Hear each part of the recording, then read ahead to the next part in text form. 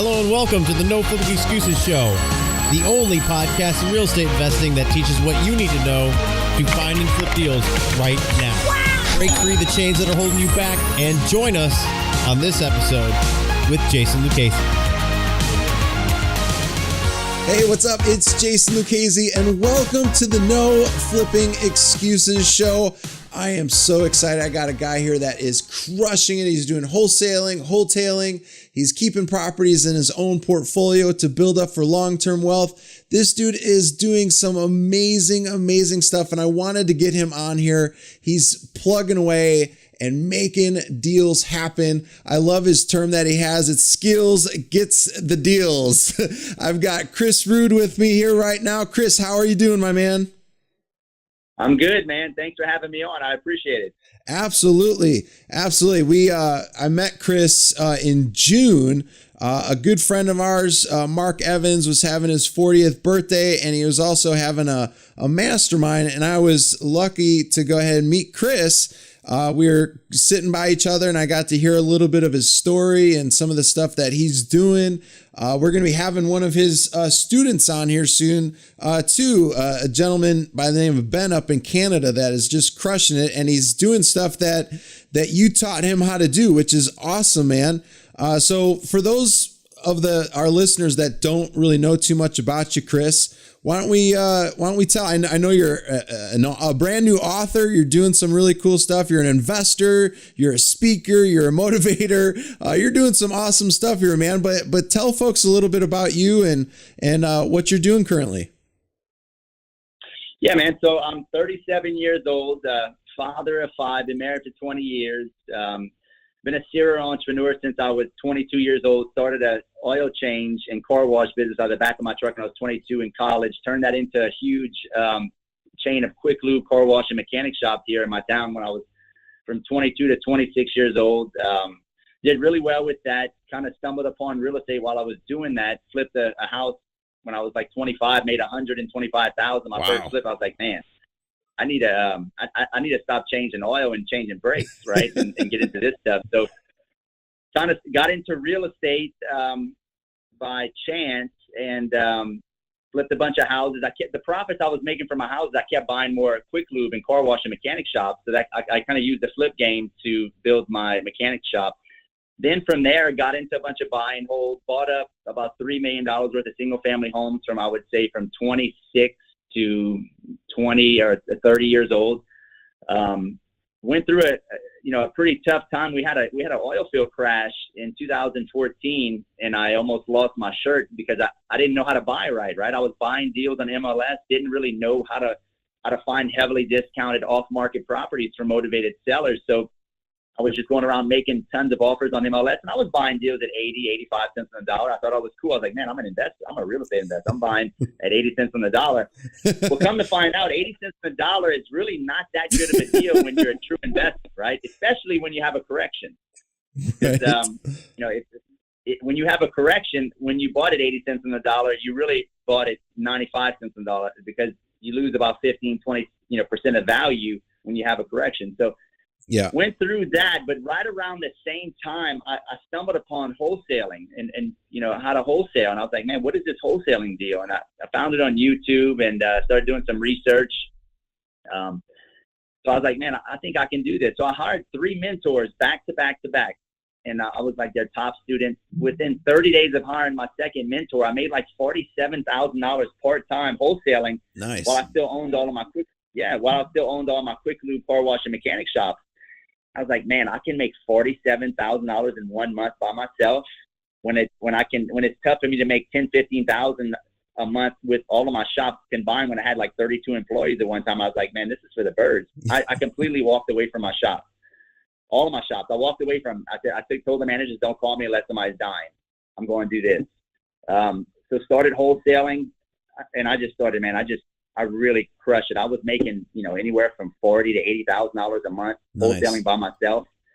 From there, I went and I worked in the sales department for some of my mentors because I was doing so well with wholesaling. They're like, man, you need to come work for us. You're crushing it. You're really doing good. So helped them out in their sales department, enrolled a bunch of people in their coaching. And I was like, man, I can do this coaching thing. Because I had a bunch of students that were reaching out to me, asking me, what should I do at helping them with this and that. And I felt like I was better at this than my own coaches, right?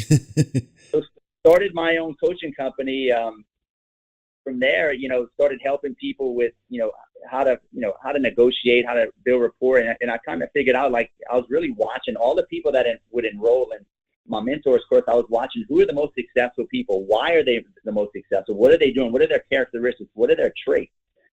And I noticed the people that did the best were really the people with the most or the best people skills, right? Yeah. It was, 100%. I was like, man, it's really not about marketing. Marketing is mechanics. That just gets the lead in front of you. It just generates a lead. How you handle that lead is ultimately going to determine how effective of an investor / wholesaler you are. And I really just honed that in and really, kind of wanted to really push that in my program, because it's really not about mechanics. Marketing, guys, it's about how well you can speak to people, how well you build rapport, how well you connect with people, how well you solve their problems, right? And become their friend and get them to trust you. And if you can do all that, you can crush wholesaling. It's as simple as that. And if you can't do that, then I don't suggest you get into wholesaling, because it's a people business. It ain't easy. I tell it like it is. Like, wholesaling is hard. Like, a lot of gurus tell you, oh, anybody can do this. It's so easy. You can make $100,000 a month. No, it's hard. Like, you gotta bet. As a matter of fact, before I got on this phone call, I was actually talking with a motivated seller that I'm buying the house, and they're like, they're giving me a hard time. Like, I've been wiring them money for the past 2 weeks to keep their lights on, right? Oh, no. Yeah. So, we're closing either tomorrow or Wednesday, and they need another $500. And this is kind of the untold stories that gurus don't talk about that you have to do to get deals, right? And most people aren't willing to do that. I've had to literally meet people on the side of the road to buy, bring them diapers for their kids to make deals work. And my acquisition teams had to do crazy stuff like that. But that's the stuff you got to do. So, anyway, make a long story short, I really feel like wholesaling is the golden goose. I told that story because I want to backtrack. When I bought those $3 million worth of properties, I was buying them on MLS. If I'd have known about wholesaling and how to go direct to seller and skip MLS, I'm not saying there's no deals in MLS, but if you're chasing all your deals in MLS, you're totally missing the boat. Oh, for sure. I feel like if I'd have started with wholesaling, because it's the foundation, it's the fundamentals. How to find deals. What is every good investor looking for? Looking for a good deal. How do you find a good deal? You have to go direct to seller. And if you have that piece in the beginning, you really, I feel like you exponentially increase the chances of you becoming successful in real estate if you have the wholesaling piece. Because from there, you can keep your own deals. You can eat what you kill. You can flip your own property instead of buying from other wholesalers. You can wholesale them. If you're a landlord and you're looking at and scale your portfolio, you can literally buy deals at 50 and 60 cents on the dollar if you have a wholesaling. So that's kind of my story, man. I'll let you take it from there. No, that's great. That's great, man. When I met you and your wife there in Columbus, I had no idea that you guys had 5 kids, because you guys look amazing. And definitely congrats on being married. You said 20 years now. That's great. Congrats. That's awesome, dude. Thanks. And I agree with you. Wholesaling is something that's not easy. One of the shows that we've talked about, and one of the things I want to bring up before I go on to that thought is, whenever we have an individual like yourself, come onto the show, they always talk about their beginning. And the beginning always starts with taking massive action. Chris started off, with these businesses that he had, and he was hustling to get things going. He was grinding. And then with his wholesaling business, it just didn't come, with some overnight delivery. You have to work extremely hard. And what a lot of folks don't understand, and Chris, correct me if I'm wrong, because I'm sure you probably, preach this as well. You have to have a daily schedule. You have to have a daily routine, because most entrepreneurs fail because they don't know what to do every hour throughout the day. And they don't know how to have balance throughout the day. If you don't have balance between business life and regular life, you're gonna crumble. You're gonna fail. You're gonna get burnt out. So I love that, you could share this in a way, because, most people think, they get into this business and they have the shiny object syndrome and they think it's easy. It's not. You have to put in the hard work in the beginning, and then it will pay off. But you have to continue to have it going too. And there's a lot of things you could do to systematize and make things, a true business, because eventually you need to put that CEO hat on and you need to stop doing everything in the business and focus on growing the business. So, Chris, now that you've grown, a really great business, and you're still doing great stuff as far as, educating folks, and you also have a great business yourself. Tell us a little bit about, wholesaling. So you get into wholesaling, and I agree with you. You got to go direct to the source. If you're only relying on the MLS, you're not going to be getting the deals. You have to go direct to the source. So what's some of the ways that you feel are the best for going direct? Well, what I think is the best is not necessarily going to be what's best for you, because every market, that's one thing I've learned coaching. Every single market in the country is different. Yep. Just because it works for me that's not. I can tell you everything I do right in this conversation, but it doesn't necessarily mean it's going to work for you. You've got to split test, measure, adapt, and change to your market. Because I can tell a student, hey, go do bandit signs in this market, and they may not get anything. But I'll tell another student to go do bandit signs, and they freaking crush it. Right. And vice versa. I might say, hey, go do postcards. So go send a third notice postcard in this market, and they freaking crush it. And I tell the same student in a different market, and nothing happens, right? Right. So I'm going to tell you what I do, and I'm going to tell you, that's what works for me. But don't take it with a grain of salt for you guys that are listening. You have to really just try different things. I love the online space. We absolutely crush it with, PPC, SEO, Facebook ads. We do newspaper articles. I don't really do much direct mail. We do a little bit of probates and some niche lists, like from the courthouse, that will get like code violations or probate, tax delinquents. But honestly, I don't get a whole lot of deals from that. I would say 60% of the business that we do a lot of billboards too, but 60% of the business that comes through, and we roughly do, on a bad month, we'll do 50, 60 grand in wholesale. On good months, we've done 200,000 or 300,000, but on average, we're doing about 80 to 120,000 a month in wholesaling. Nice. But I would say that, the number one thing is online for me, right? We're ranked number one in all three markets that we work. We work the Lafayette, Louisiana, the Baton Rouge, and Lake Charles markets. And we're number one in all those markets online. And that's really where we crush it. We do a lot of billboards, bandit signs, which we've kind of backed off on the bandit signs because we've been getting in trouble with the city. Newspaper articles are good. A lot of guys, if you're just getting started, a lot of guys think that you have to spend a lot of money in wholesaling. We get probably 10, 15% of our businesses from referrals and branding, right? Yeah. Branding is huge. If you can brand yourself in your market, I talk a lot about that in my book, The Source of the Deal. It's called bragging to branding, right? I tell everybody what I do and how I do it obnoxiously where I go. Like everywhere I go, I say, hey, dude, I buy houses. Hey, dude, I'm an investor. I'm looking for deals. You got deals? Like everywhere. I tell realtors, I tell contractors, everybody that's in the know that's connected to real estate, I tell them what I do and how I do it. That way it sticks in their mind. It brands in their mind that, hey, Chris Rood is a real estate and he buys houses. And I want them to think of me. I want to be top of mind next time they find out that their uncle Bill or Joe it needs to sell their house because they're going into a nursing home. Yeah. So I would, that's kind of some of the marketing strategies I do. Like I said, take that with a grain of salt. That's not necessarily going to work for you in your market, but you've got to figure it out for yourself. Like there's no easy road. Like it's hard. Like it's freaking hard, but you want it to be hard. When it's hard, it's worth it. It becomes valuable. Anything that's not hard is not valuable. People are looking for the get quick rich schemes and they're not valuable. That's why they never work.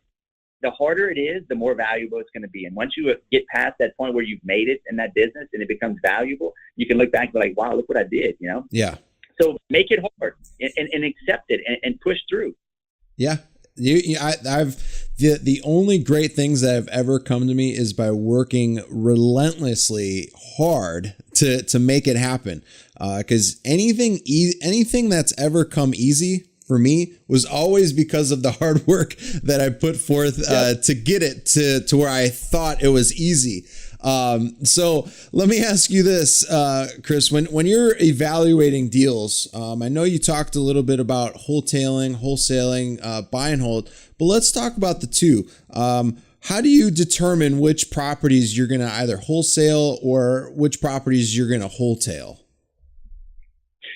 So if I'm gonna wholesale a property that I'm not in love with or it's out of my parameters, like I typically have, if I'm gonna keep a single family home, it's typically gonna be in the $30,000 to $50,000 range, but it's gonna be worth anywhere from $60,000 to $100,000. I'm not buying unless I buy it at 50 cents on the dollar.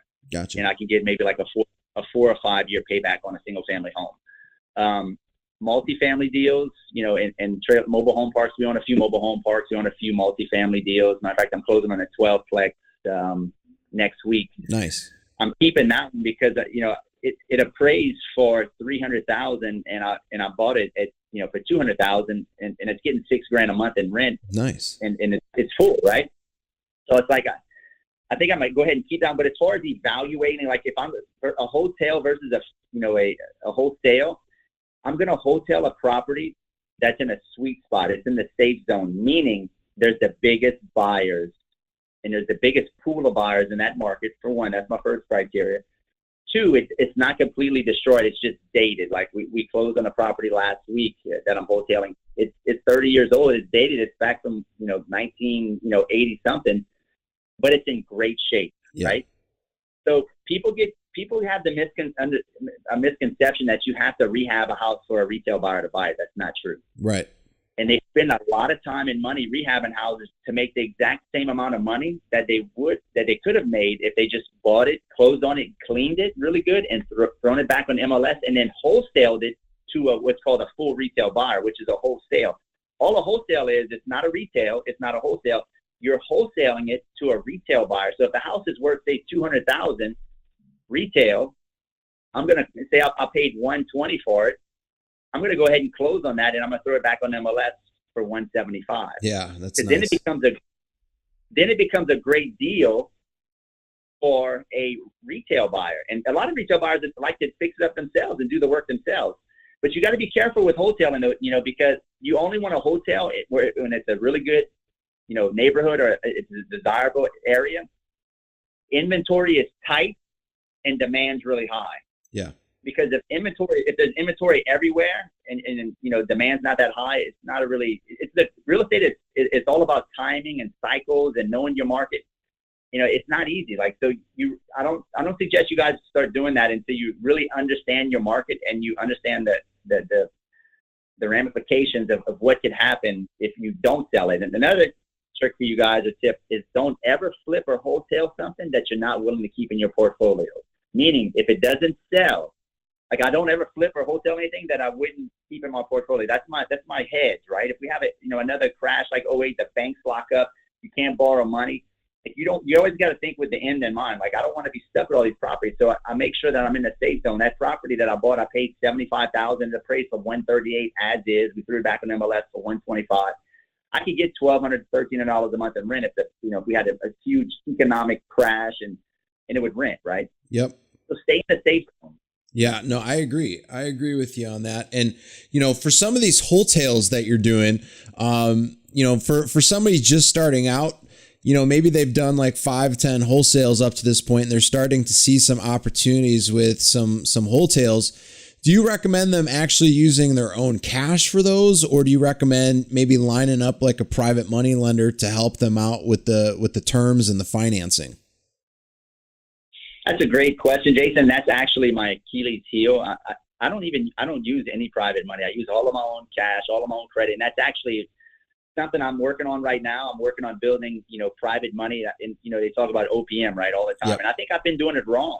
I've been doing it wrong because, I've been, I guess, blessed to say I've done really well when I was younger, so I have great credit. I have capital. I have a lot of lines of credit I can use. But we're actually transitioning now to finding other sources of income so we can keep our own cash. That way, when something happens, if you have an economic crash, you want to have all that cash on the sidelines to go in when everything is discounted. So I would definitely say, if you can, use other people's money. Don't do it like me. I didn't do it right. I can honestly say I didn't do it right. Well, you've got lines of credit and stuff too. So essentially, you're using other people's money, but yeah, but my name's on the hook for it. That is true. That is true. So you would recommend for some of these wholesales, try lining up some private money instead of using your own money. Yep. Okay. Tell someone, say, hey, look, I got this deal, and show them the value. Say, look, I got this deal. Show them I got this property under contract for $75,000. It appraised for $138 as is. You got $50,000, $60,000 equity. Mr. Investor, you cannot lose in this deal. I'll give you 10% on the money, during the actual, closing on it and waiting for a retail buyer to buy it. And I'll give you another, say, 10, 15, 20% on the back end of the profits. Who wouldn't do that? He can't lose, because if you don't pay him, he's going to take an asset at 50, 60 cents on the dollar. Yep. You show him where he can't lose. No, exactly. And exactly. So some of the things that I recommend too on wholesaling, and it might be different in some of the markets that you're doing. And, it might be a little bit more than like a carpet and paint job. Like if we need to do some updatings in the kitchen and bathrooms, that is fine. Some of the things that, I recommend, because you want to stay away from like doing a full, complete rehab. So we're avoiding the gut jobs. We're avoiding, completely, doing the whole house from a demo standpoint, and just doing the small things in order to get the house sold. And the great thing, which Chris said, is now you could sell it to a retail buyer that's getting financing, FHA, conventional financing. Maybe you needed to adjust the foundation just a little bit, which maybe was a small investment of like $1,500, $2,000, but now it could go through and get approved through FHA financing. And now you've got a buyer that's willing to pay retail for the property. So that could prove to be a really great way to get your income increased quite a bit on properties. So from a profitability standpoint, it could be really, really great. And like you said, I really like the point that you brought out with if it's not a property that you're willing to keep in your own portfolio, then you probably just need to wholesale. And I love that. That is really, really great. I love that, man. Yeah. Yeah. And as far as wholesaling, wholesaling is great. I think everybody should start with wholesaling. You get that piece in, but if you really want to graduate to trying to do seven figures, can you do seven figures wholesaling? Yes, but it's very tough. I think the wholesaling method is going to get you there 10 times faster. Because if I hold like that property I have that we bought last week, if I wanted to wholesale, I could probably make 10 grand on it. But now, I put it on the market, last week. We've already got 3 people looked at it. I got one that's supposed to put an offer in the next couple of days. He's probably going to put an offer 5, 10 grand less, which is fine. I'm still going to make about 40, 50 grand in that deal, right? Yep. So you're going to exponentially increase your profits if you kind of go for the wholesale side of it versus the wholesale. You want to get to 7 figures. I really think the wholesale side is where it's at. So let me ask you this, man, for somebody that's just, kind of getting started, they've been on the fence, they've been listening to the wrong gurus, the people that are just selling educational programs, they've been burnt. They're really wanting to get this business going. What do you recommend? What do you encourage, like that first step to be for themselves? What would you say like somebody needs to do? Man, work on yourself. Like, you're only going to be as good of an investor as you are personally developed. That's what I just said. I don't care how much information you have about real estate, dude. That's all just information. Yep. The most highest level guys I know in real estate and just overall entrepreneurs, they're highly developed version of themselves. I tell all of my students, I want to be a better version of myself than I was yesterday. I work on myself relentlessly, reading books, going to masterminds, working on myself, work on yourself, right? Mind, body, spirit, right? And it's not just about, your mind. Like, I'm huge on intermittent fasting and taking care of your body. Like, if you don't have energy, dude, I don't care how much money you have or what kind of great business. If you don't have energy, you can't enjoy the things you have, right? Because let's be real, it takes a lot of energy to run a successful business. Yeah. So you want to take care of your body. You want to take care of your mind. You want to, whatever you get your spiritual, since I don't care what religion you are, but it's mind, body, spirit. And I feel like if you take care of mind, body, spirit, you'll become the best version of yourself, and you better live up to your full potential. And when you live up to your full potential, you can take information and knowledge and you can scale it. Because if you're not the best version of yourself, I don't care how much knowledge, information you get, you're only going to take it so far if you're not highly skilled and highly developed version of yourself. Does that make sense, Jason? Totally, man. Totally. I'm all about balance. Like yes, one of the big things that I love doing is when I get to go out and mow the lawn, because we've got 5 acres. It takes about 3.5 hours. So I'm able to just, listen to an audiobook and cut some grass. And, I get to listen to some really, really great books. And, if you're not constantly learning and trying to be a better version of yourself every single day, then you're always going to see the same old results. And if for some of you that's nothing, then you're going to see nothing all the time. But if you're not raising up the game, raising up the scales, what's the point? What's the point of trying to do this business? You could just go get some 9-to-5 cookie cutter job, and you could keep living in the secure zone. And sometimes I don't even say that because, Chris, I don't know if you know this about me, but when I was working at Countrywide Home Loans, I was making some really good money. I was 6 figures, had really good money in the bank. And then all of a sudden 2008 hit, we couldn't do subprime loans anymore.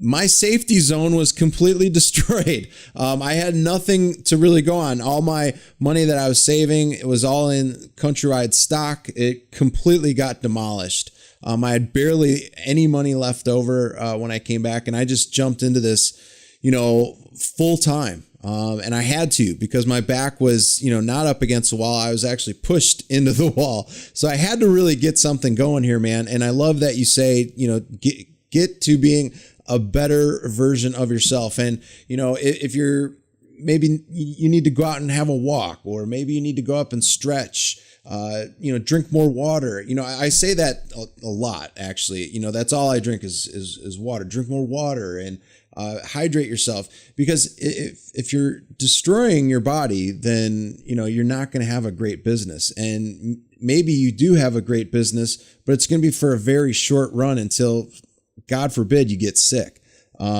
So, that's right. I was talking to Chris even about this, the stuff that he does, with the intermittent fasting, and, the dude's super healthy. He's doing some really great stuff. He doesn't just have a healthy body, but he's got a healthy mind. He's got a healthy business. He's got a healthy family, and things are going great. And the only way to keep that going is by challenging yourself every single day. Yeah. What would you recommend to folks? I know you work with students and stuff a lot too. What do you recommend to some of your folks, as far as like a daily routine, so that they could stay on track? 100%. And you had touched upon that earlier, and I wish I'd have talked on it then. And you got to have good habits and routines and discipline. Like, if you haven't read the book, The Slight Edge or The Compound Effect, pick up those 2 books and implement them. If you don't do anything but just implement the strategies in those books, your life is a composite of your daily routines and habits. It's as simple as that. You are your habits. So, if I go out and I get drunk every night, then the effect, it's cause and effect. The cause would be, me getting drunk every night. Well, what's the effect? I'm going to be hungover and I'm not going to have energy. I'm going to be sluggish and I can't get things done. I'm going to be irritable. But if I'm out there hustling every day and I'm reading books, exercising, going on appointments, reading up on different strategies and tactics for my real estate business, implementing different strategies on a daily basis, and doing that day in and day out on a routine, not changing that, and staying consistent over time will equal results, right? Absolutely. People looking for that short, quick, making money real fast. It doesn't exist, guys. Do the work. There's no way around it. The way out of work is through work. That's what I just said. The way out of work is through work. People looking to try to shortcut around work to get out. You got to get through all the work to get out of work. So just know it's going to be hard. Bust your ass. Get the daily habits and routines. It will be hard at first if you're not used to doing this, right? But once you do it for long enough and you're consistent, you won't even think about it anymore because it becomes a habit. I think it takes, about 60 days for something to become a habit. Yeah. And then what's hard will become, you won't even think. It's just a habit, right? So just reprogram your mind. I'll try to, you want to upgrade your software, right? Just upgrade your software. And the way you upgrade your software is just personal development, routines, habits, discipline. Yeah. Get around the right people. Get around people like Jason. Get around people that are doing big things, and just attach yourself to them like a sucker fish and add value to them, and to see what you can do to steal their knowingness and knowledge.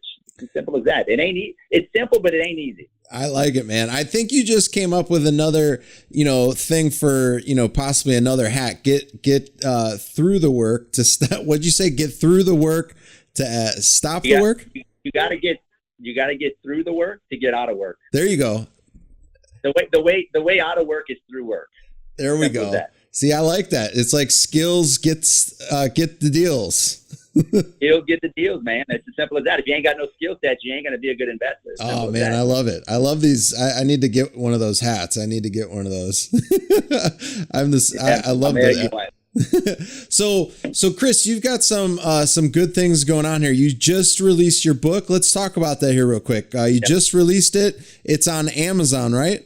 This book right here, The Source of the Deal, right? Nice. It talks about my journey, how I got through, got into real estate, what I did before about my quick lube and car washes, and why it's so important if you're going to get into real estate to learn how to become the source of the deal. As a wholesaler, that's all you are. You become the source of the deal. You're not the middleman. You're not last in position, because if you're getting deals off of MLS, you're like last on the totem pole. You want to get in first position. You get in first position, you're going to capture the most equity, the most value. And when you buy that discounted and that right, you can't lose.